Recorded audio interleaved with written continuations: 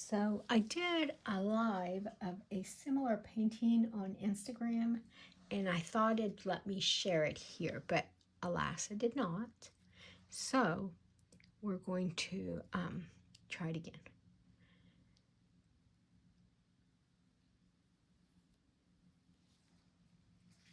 So right now, and I do this, and it's rare that I don't have a specific way in that I start painting. So I have several different ways. Sometimes I wait till the end to do my horizon line, and in this case where the table meets the wall. But in this case, let me just start with that and get some of these vertical lines in there as well from the base. And like I mentioned on the video I did on Instagram, well, all of this will be a repeat of that. It's just I changed the vase. It's actually the same roses. I just put them in a different vase. Now I changed my base, everything actually, because this is not a photo. This is not a portrait. In some instances, I mean, you can make it look exactly like what you're painting. Usually if it's a commission and somebody's asking something very specific, of course I want to make it, how they expected it to be. But if I'm just doing something, if I'm just doing a still life, then I'm editing as I go. And I do that for several reasons. Sometimes it's just like, I get a bit better idea as to what I'm doing, what I want to do. Sometimes the flowers change. Sometimes, just different reasons. And so I'm not married to any specific idea as to what the painting should be. I'm okay with editing my vision of it as I go along. Now, right now, I'm trying to find, I'm not going to put every single leaf that's on here. I'm going to find the leaves that help the composition. Or if I really like something and that's what I want to celebrate in that specific painting, then that's what I will put in there. Now, I try to make my shapes usually a little bit bigger than what they're going to be. And the reason is because later on you'll see that I do what's called carving out. And so in carving out, you kind of cut into those shapes to get the shape of the flower that you want, or the subject that you're painting. Now notice that I'm shortening these things versus how they are on here, because I want them to fit in this composition without making everything too small. Now, in more like 18th century still lifes, they tend to be a lot busier than what I like to make. They also tend to make things, because they're so busy and there's so much stuff going on, everything's a little bit smaller to fit in that space. Or, the paintings are really huge. But in most cases, the paintings are small. They tend to be under 12 by 12. And usually the frame, it was really large. They got those gorgeous gold frames. But the painting itself, they tend to be on the smaller side. But because of that, they can, because they make everything so much smaller, they can fit different types of flowers and stuff like that. I like a little bit simpler composition. And I love those paintings, yes. But to be honest, I don't have that kind of patience. Sometimes it would take months to get those paintings done. I do not have months to get one painting done. So I also don't have people working my studio. It's just me. So I try to keep it simple. I also get very bored easily. And so I know that I wouldn't want to do that. And granted, the skill levels that they had were just above anything I could do. So they could probably paint those, do those paintings faster than I imagined that they could, because their levels were so high. So anyways, so my composition is very simple. And so it means that sometimes I put extra stuff in here just because it allows me to be able to play with the objects that are on there.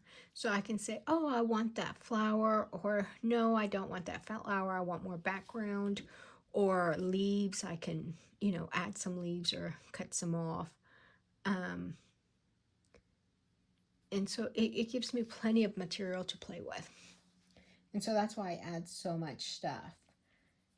I don't add too much to where it doesn't give me negative space, but enough to where, like I said, I have room to change my mind and to play with objects and to see what's going to fit the composition.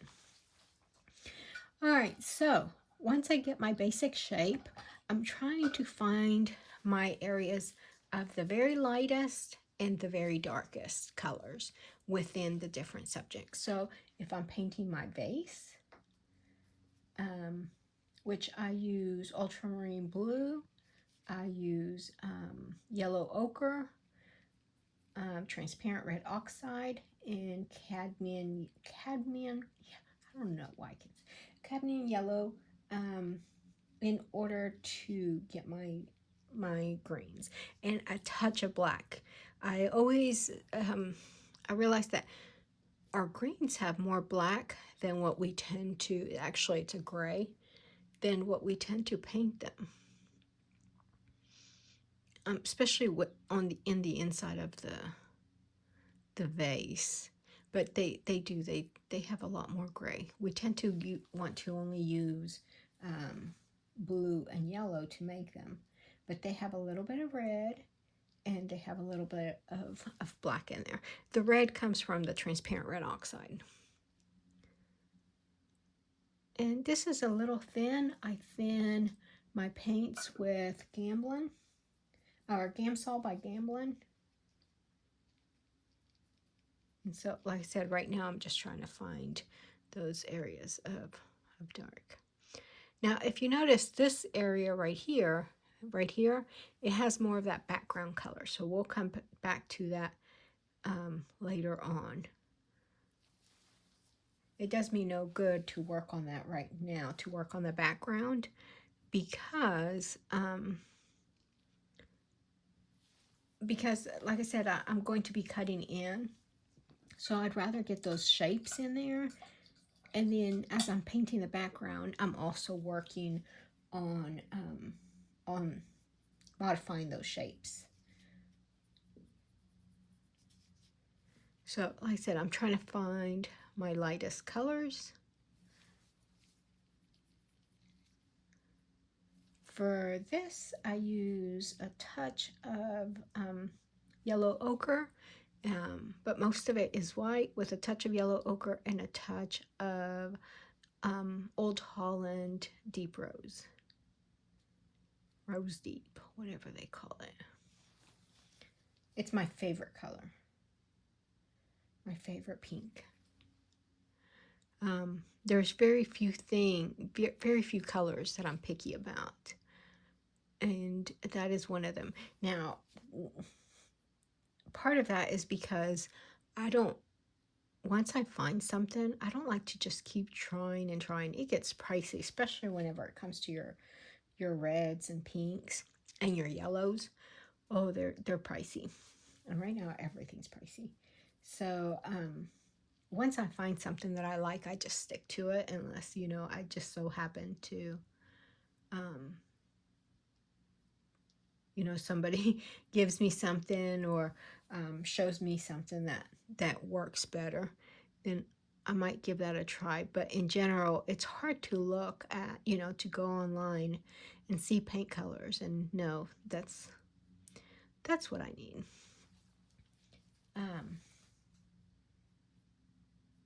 So I started using this one years ago, and I like it better. I know that Winsor & Newton has a rose as well, but I find it more on the purple side, more like that Rose Madder, which some people love. I hear it's really good for skin tones, but once again, I find that too purpley. It's great for shadows, but I don't like it for my lighter areas. So if you notice, there's that big petal right there, and there's this big area of white right there, and then right here, that top section are my lightest areas. When it comes to this, it has this shape right here. So this has that shape. And then it has this edge of this petal and that edge of that petal. So we can get that on there. And right here, it has this, and then you can see the bottom of that. You can see those top petals. And those have a tiny bit of yellow on there.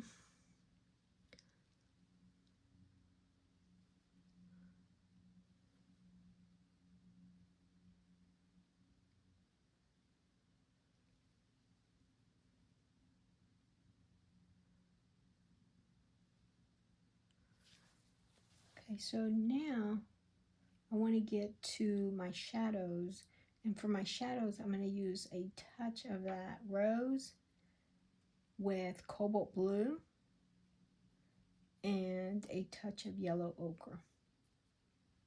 And as you get into your backgrounds or your shadows, I like them to be a little bit more neutral. And so if you get a mixture that has a type of yellow, like in the yellow ochre, a type of red, like in the pink, and or the rose, and then your blue in your cobalt, then it starts becoming a really good neutral. Unless for some reason you want that shadow to stand out.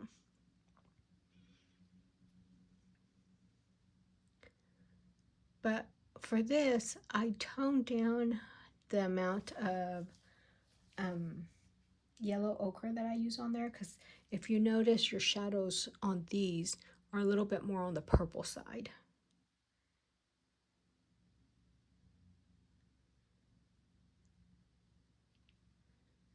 Now, my first day, every once in a while I'll finish a painting the first time, but most of the time it takes me a few days to finish a painting. And not that that's the only thing I'm working on for 2 days. It's just I like that whenever you let it sit for a little bit, the paint tends to be become a little bit sticky. And I like that because it means it stays in place. If I keep sitting there layering and layering paint, it gets really mushy and it starts moving around way too much. And then it makes it really hard to, or at least for me, there's some people that just masters and they can manipulate paint to no end. But for me, it gets too muddy. And then I get frustrated. So I let it sit and get, I said, gets a little sticky by waiting a day or two, and then come back to it. Now I have another video that tells you all my paint colors. And so if you're interested in that, it tells you like my mediums and all that good stuff. I don't remember which of the videos it is. I don't have that many, so it's one of the earlier ones. All right, so like I said, for my leaves, I tend to make it just attach on the gray side by adding a little bit of black, and then get that red color in there by adding a little bit of transparent red oxide. And then, oh, and my cadmium yellow. If I want a warmer leaf or darker leaf, then I'll add more of the yellow ochre versus the cadmium. If I want a bright punchy leaf, then I add more of the cadmium.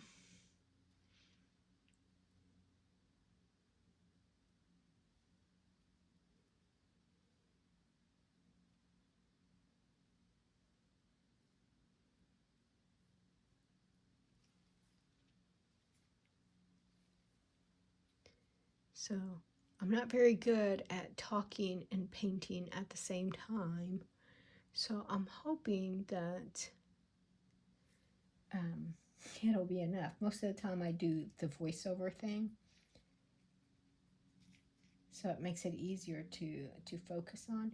But I just wanted for this to be just a short video. Usually the voiceover thing, I end up doing it like 3 or 4 times and then I forget. Did I say that? Did I put that in there? So I'm like, oh, I'm just gonna go with this. And I'm very chatty. Not in a good way. In a gibberish way. Alright, so now I'm going to find my lightest greens to get those leaves in there before I start my background. And for this, like I said, it's a little bit more cadmium than it is the other colors. And sometimes it tends to be a little on the gray side.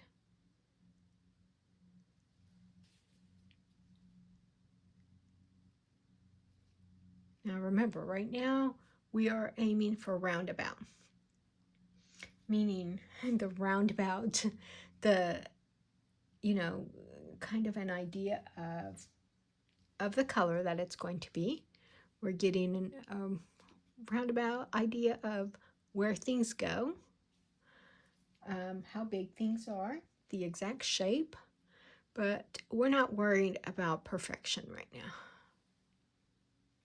Okay, just try to get some paint on there. It's a lot of back and forth. I wish that I was like one of those artists that just, one brush stroke and they have an entire painting done. That'd be fabulous. That's not me. I do tons of editing and tons of manipulation, which means tons of messing up. So just bear with me. All right, so now I have an idea as to what I want, and now I'm going to get to the background. Now my backgrounds, I usually like neutrals. So if I do a black, I'll add a touch of yellow ochre, but just a touch, and I'll add a touch of red, transparent red oxide, and ultramarine blue. Right, but it's mostly black. If I want a reddish background, then I'll do those same colors, but I'll do more of the yellow ochre and the transparent red oxide. If I want a gray, then I'll do those same colors, but I'll do more black and more blue, and then I add the white.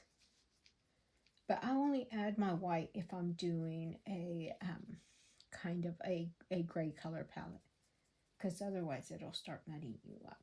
So for this one, it's mostly yellow ochre and transparent red oxide, a touch of ultramarine blue, and a touch of cobalt. And what that does, it creates neutrals, that basic color palette. It creates a neutral with all 3 primary colors.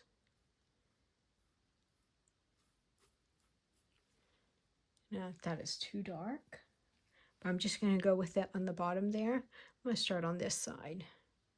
So if you notice, it has a shadow here right about this area. It has another one here, and then it has some shadows here.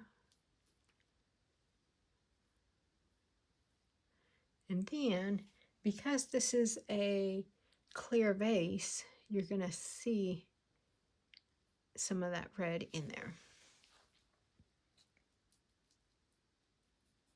Now I'm going to take that same mixture, but I'm going to do the lighter sections, that means I'm going to add more yellow ochre. And I'm still not adding white to this. I said I try to save that until the end if I need it.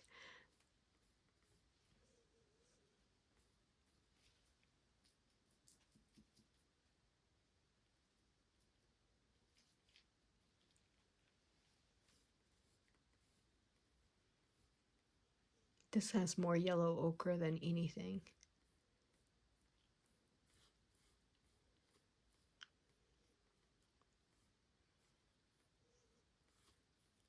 So not worried about perfection. I'm not worried about, really mixing colors on here. I am just trying to get an idea. Now this is where we do what's called, oh my goodness, carving out, which means you start cutting into those big shapes to edit or modify the shape you're going for your objects. That's why I painted them a little bit larger, is because then I can cut into them. And that does two things. One, it brings those colors that are in there into your background, and so that kind of unifies your artwork. And then it also, like I said, modifies your shapes. Let me get some more Gamsol on here to water that down. I don't want my background too thick because then that means that I'm going to have too much paint on there to move around. And like I said, I'm not great at that, like some fabulous artists are.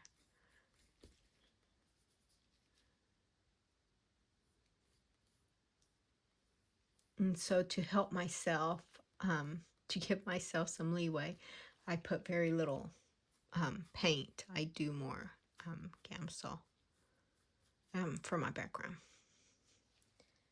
All right, so now I can add a little bit of white to that background because I'm going to start working on that base and where my highlights are. So if you notice, there's an area behind here. So the light is coming through here and it hits my background.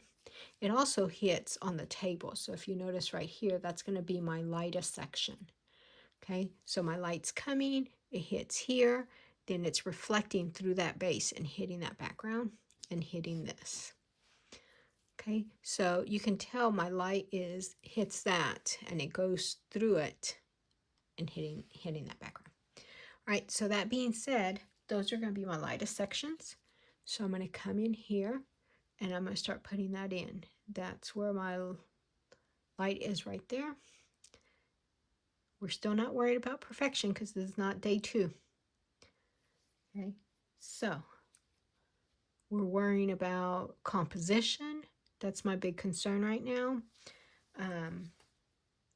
is editing this composition.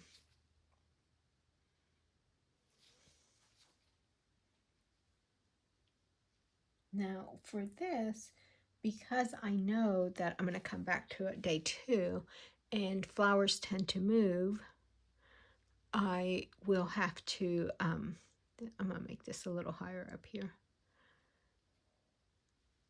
that table. And I'm going to come back in and add that shadow later on. Oh, I forgot that little yellow, little rose. I was going to say, this rose right here, or that bud, is a little bit more on the peachy side because it belongs to a different type of rose, but I don't want it peachy. I just wanted the bud. So I'm going to change it so that it suits these roses, and so I'm going to make it less peachy and more on the pink side. And you can do that.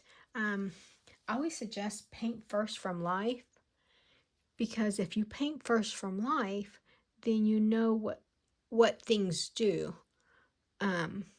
So for example, I know that you know, those yellows, they tend to be a little bit more on the green side whenever you, okay, so let me rewind.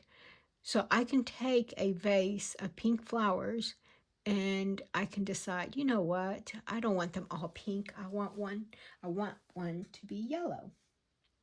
Well, I've painted yellow roses enough from life to know that usually in the shadow areas outside, they tend to be more on the green side.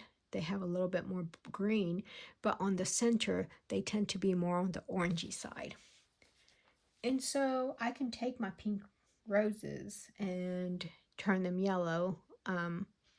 Just take the shape of them, but whenever I go to paint them, I paint them yellow. Maybe I'll do a painting like that to show you, you know, how I kind of collage my work. Sometimes I take different paintings or different photos, so I'll take the photos, and I don't like to use photos. I prefer to use photos that I've taken myself, and I'll take them and I will, you know, just use one rose from one photo and one rose from another photo, and that way I get a variety. Because my roses are only out there for about a month, I take a lot of pictures whenever they're blooming. And then luckily, right now I have them away from the deer, so they're lasting a little bit longer than usual. I have a couple roses that I didn't even know what they look like because the deer kept eating them.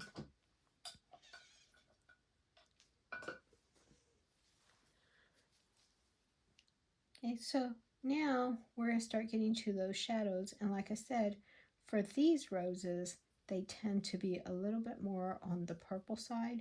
So we're going to do cobalt blue and that yellow, in that deep rose.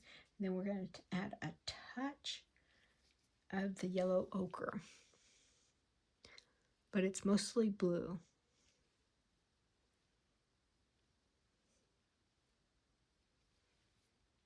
And we're just trying to find those shapes. Like I said, because I want this little bud to look like it belongs to those roses, I'm going to use those same hues to paint it. That's how I was like, how did I get on that subject? Like I said, I tend to, on the subject of changing colors, because we're changing the color of this to get it to match those.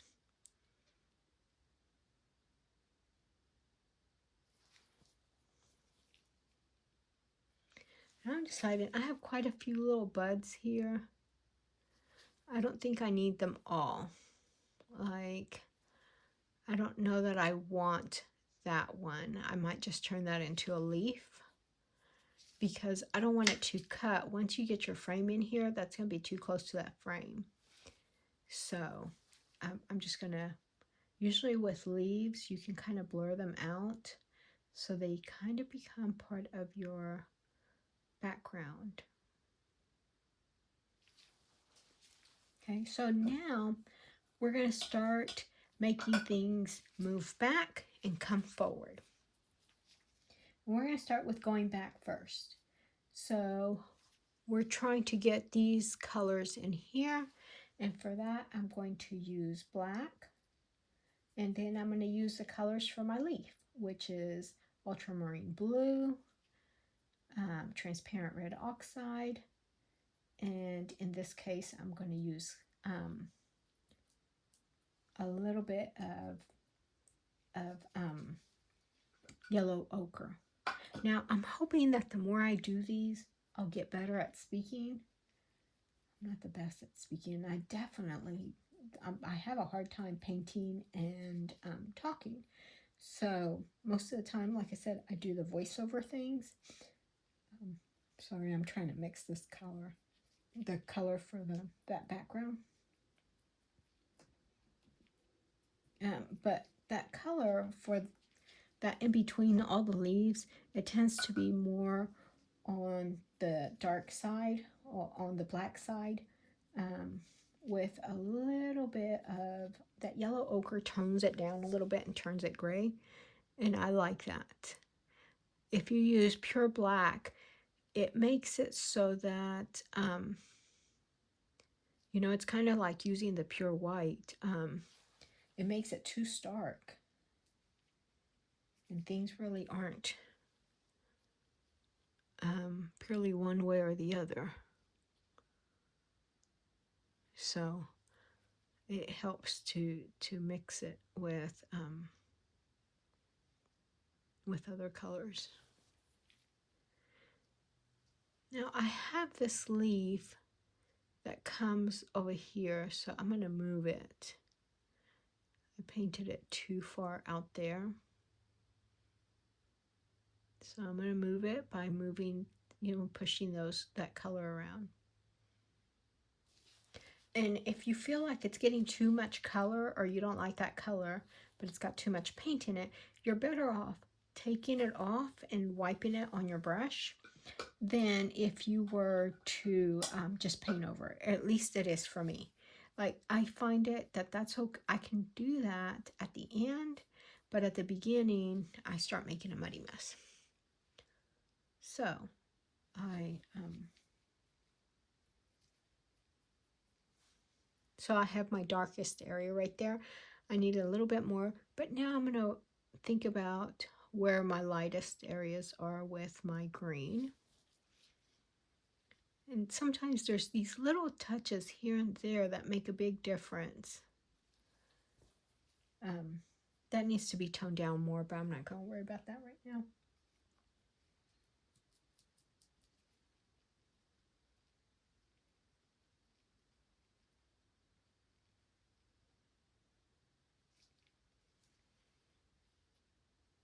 Well, and since this is not a live, and I have a hard time answering questions during live anyways, if you have questions, just leave it in the comments, and I'll let the I'll come back to them. That's what I mean.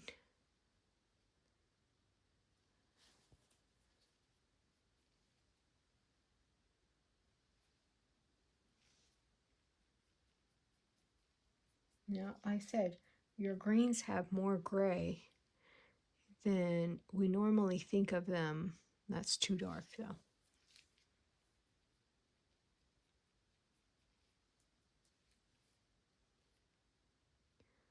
We normally think of them as bright green. And I need to resolve this, but I'm going to wait to do that later on.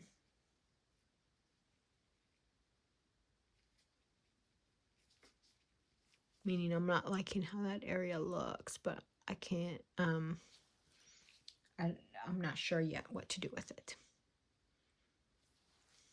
So once the second day goes, so I said my concern here was composition, and my concern is you know, getting an idea of color and editing. And next time I'm going to be more concerned about refining my shapes.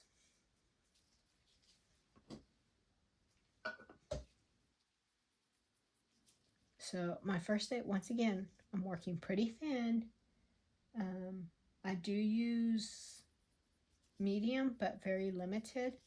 I use more Gamsol than medium. I find that the mediums either help your color dry faster, or it helps it dry a little bit slower. I'd rather have it on the faster side because I work kind of small. I don't need it. And like I said, I'm not one of those that has the patience for month-long paintings. So I definitely don't need it to dry slowly. So I find mediums that will, on the contrary, you know, help it dry faster. And when you see these little tiny areas of of colors. So this whole area right here, so you see all of this is kind of like that purpley color, purple pink. But then you have these little areas right here and right here. And whenever you paint those in, it makes such a huge difference. The mistake I make though is that sometimes I make them too bright and they stick out too much. They're really not super bright. They're just enough to where it's going to show up. Now, these shadows are going to be darker later on, and some of them are going to be a little bit brighter. But right now, I'm just concerning myself with where they are. Now, I'm going to refine this shape right here. I'm going to try to find this petal, so it has that little round petal right here. And then this goes this way. And this will come down here later on.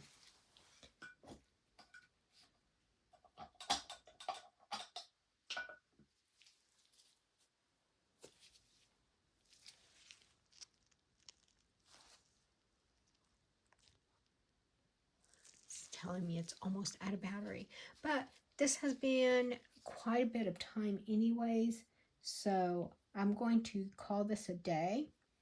And I'm going to start again in a few days, and I'll make another video whenever I do that. But I hope this helps. Like I said, please leave any questions in the comments. Let me know what you think. I'll also take pointers. So if you have any ideas on, you know, different pinks or whatever it is, I'm always learning from other people. I didn't really go to school to paint, and so I kind of learned it on my own, not by myself. I've learned it by reading what other artists suggest, or watching videos, or some of it trial and error. But so I hope this this has helped you. So thank you for watching, and I hope you'll go and, you know, subscribe and see some of those other videos and see what you can get from those too. Thank you and have a wonderful day.